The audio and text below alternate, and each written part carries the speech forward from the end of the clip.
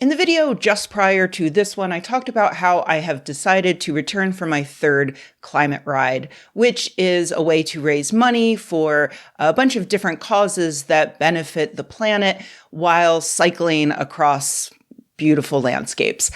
My first one was through Joshua Tree National Park in 2023, which I was able to accomplish with relatively little training. The second one was the Green Fondo in 2024, which was a 1-day, 100-mile ride through wine country. And I made a video about it afterwards, talking about how it nearly killed me to the point that it made me think long and hard about willpower and the science behind willpower and how we might be able to improve our willpower in order to create a happier life. After completing that century, I continued to ride my bike around the Bay Area, but I didn't really do any specific training. Instead, over the year and a half since then, I have actually completely and utterly neglected my health. Sure, yes, I do go on bike rides and I surf and I hike. I've generally remained active, but I eat and drink my feelings, and it's been a rough 18 months. Mostly, because of all the fascism stuff in general, but then there are also very specific and personal ways that the fascism stuff has affected me and my family, as many of you already know if you are a patron or a friend on Discord. But as you may also know, if you've been watching my videos for a while, I really enjoy setting goals and kind of resetting for the new year. And that's why I bit the bullet and signed up for a ride that isn't just going to be the most difficult thing I've ever done, 473 miles over 6 days up and down some pretty steep hills, but it even includes a 100-mile day smack dab in the middle of it. The thing that almost killed me last year. Basically, if I don't get my shit together and improve my diet and my training immediately, I'm absolutely going to die on this ride. Figuratively, I don't think Climate Ride would actually allow that to happen.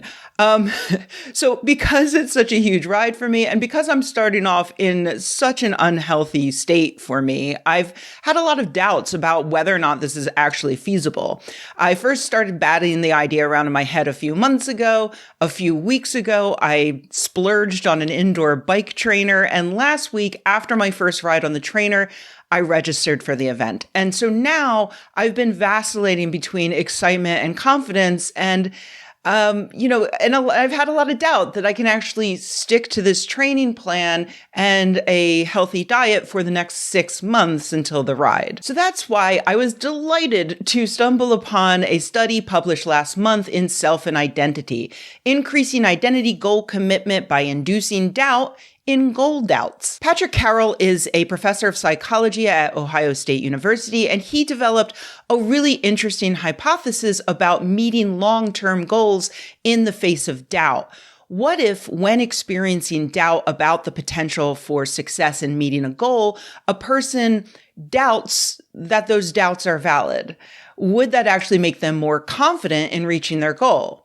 Carroll specifically looked at long-term goals that were years in the future, like an undergraduate college student who wants to achieve their dream of becoming a doctor.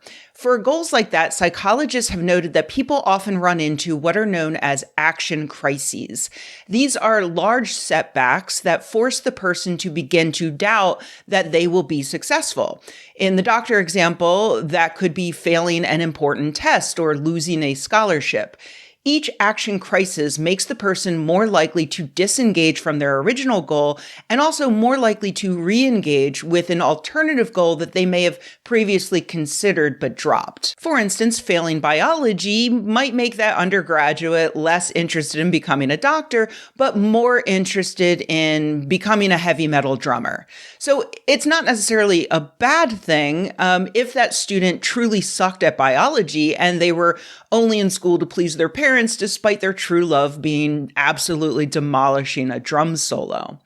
Carol suggests that we can better focus on the goals that matter by utilizing metacognition and self-validation theory. Basically, it's not enough to just think something like, I want to be a doctor, but to critically think about thinking the thing. Why do you want to be a doctor? What are you actually feeling about it? And why are you feeling that way? This metacognition can be applied to your doubts. I doubt I can become a doctor is that initial thought. And the thought about the thought is then, hey, I doubt that my doubt is correct. To see how this might actually affect people, Carol asked 267 people to think about their most important goal in life and then use a scale to rate their agreement to statements like, I doubt whether I should continue striving for my goal or disengage from it. Then he told them that they were going to do a completely unrelated memory task. And he had half of the subjects write about a time that they felt confident in their thinking, and the other half wrote about a time that they felt doubtful in their thinking. Finally, they were asked to rate how committed they were to achieving that goal that they named in the first part of the test. Sure enough, the people who were originally very doubtful about achieving their goal got more doubtful after writing about a time when they were confident in their thinking, suggesting that the writing exercise made them more confident about their initial doubts. Got it? Yeah, my brain hurts too. Meanwhile, the people who were originally doubtful about achieving their goal got more confident when they wrote about a time that they were doubtful in their thinking. Doubting their thinking maybe means that their original doubts were wrong. Carol actually replicated his findings in a second study of 130 people that used another psychology trick to induce doubt, having subjects write something using their non-dominant hand. So there we go, a new trick to achieve your goals, right? Every time you feel doubtful, just doubt that your doubts are correct and you'll achieve your goals.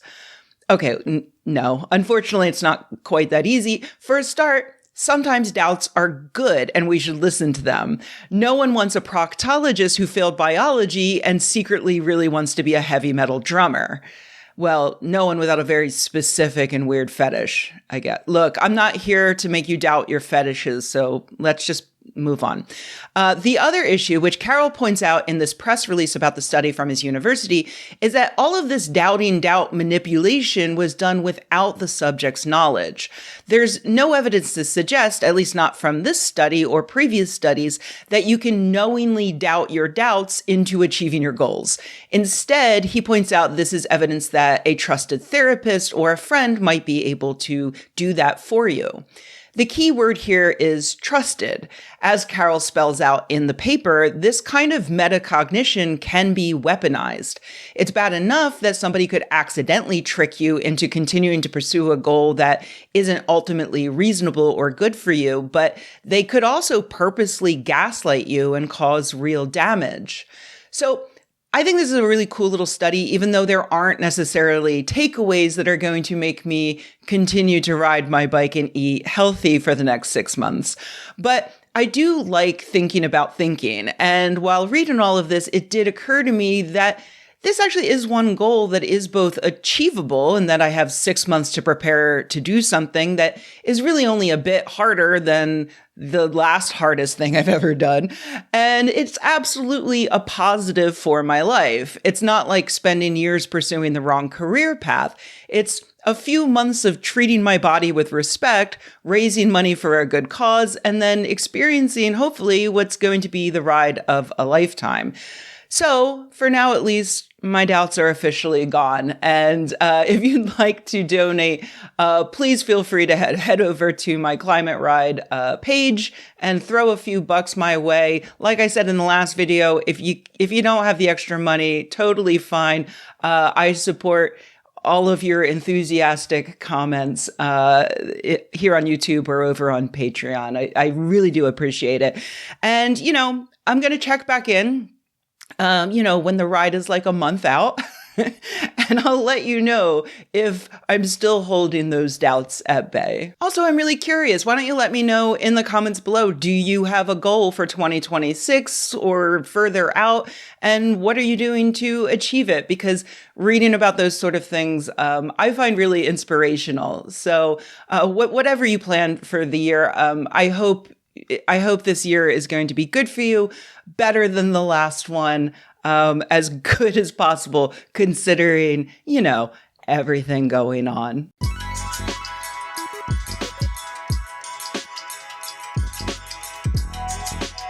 Hey everybody, thanks for watching. If you enjoyed this video, please give it a like. If you loved the video, please subscribe.